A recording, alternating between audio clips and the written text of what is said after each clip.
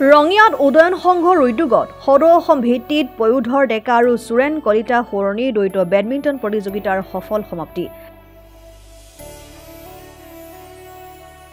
যোৱা 30 নৱেম্বৰৰ পৰা 1 ডিচেম্বৰলৈ ৰঙিয়া হিন্দী হাইস্কুল খেলপথাৰত দুদিনীয়াকৈ অনুষ্ঠিত কৰা হৈছিল উক্ত প্ৰতিযোগিতাখন। লগতে অংশগ্ৰহণ কৰিছিল অসমৰ বহু কেইটা বেডমিণ্টন দলে।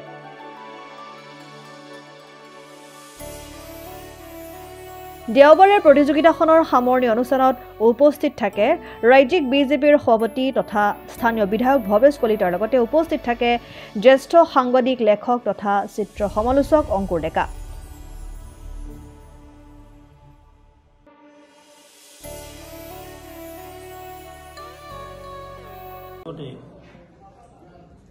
উদ্যোক্তা হিচাপে কিছু সৃষ্টি কৰাৰ নিমিত্তে যুৱ প্ৰজন্মৰ নামত বা যুৱকৰ মাজত তেওঁলোকে এখন খেল আৰম্ভ কৰিছে, হৈছে বেডমিণ্টন খেল।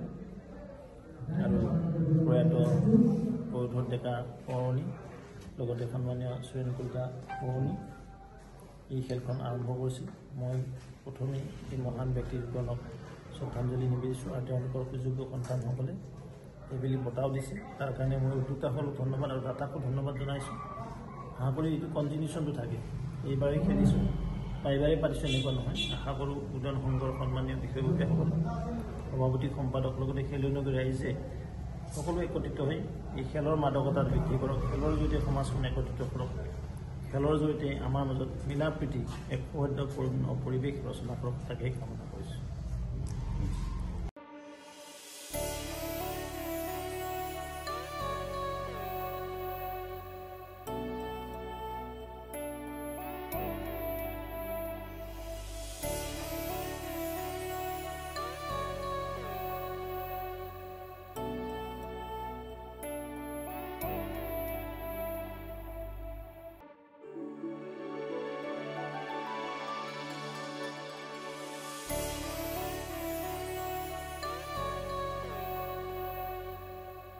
ৰঙিয়াৰ পৰা হেমেন কলিতাৰ ৰিপৰ্ট, ডেমক্ৰেটিক আছাম।